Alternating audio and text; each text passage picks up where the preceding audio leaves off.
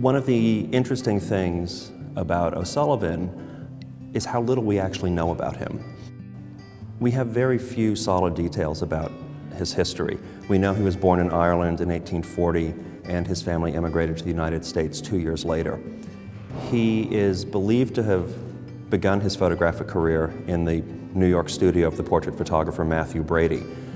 When Brady's assistant Alexander Gardner came to Washington, D.C. to open a branch of the studio, O'Sullivan appears to have come along with Gardner. And then when Gardner in late 1862 or early 1863 opens his own studio, O'Sullivan comes with him. And he spends most of the Civil War in the field working with the Army of the Potomac. Within O'Sullivan's Civil War views, it becomes very clear that he has learned early on that the camera has the ability to both describe something and to convey its emotional resonance. The place that this really asserts itself is in his photographs from the Battle of Gettysburg. And when we're looking at this image, The Harvest of Death, you can see there are the 5 corpses spread across the frame, literally touching one end and the other with their outstretched arms.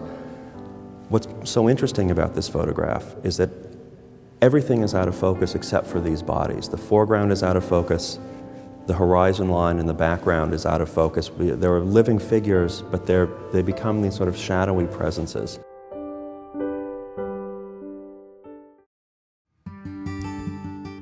Well, O'Sullivan worked for 2 different survey leaders. He worked for Clarence King on the survey of the 40th parallel, and then Lieutenant George Wheeler on the explorations west of the 100th meridian.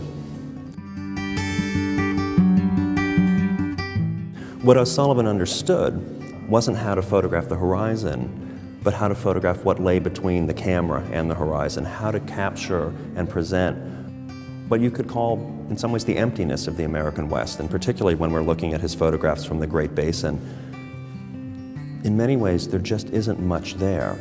And I think it would have turned away a lot of other photographers or has baffled them. And O'Sullivan seems to have immediately understood how to bring this void into his camera. Shoshone Falls was a particularly important place for O'Sullivan. And it's the only site that he visited with both King and with Wheeler. In this photograph that he makes below the falls, he's sort of standing surrounded by this tremendous basin, almost like an amphitheater, and looking straight into the full volume of the Snake River as it descends over this drop. And I think what we're seeing here is, just like in the photographs of Gettysburg, he's not only conveying the facts of this place, but he's conveying this sort of the resonance of this personal experience of what it is like to stand in the face of this.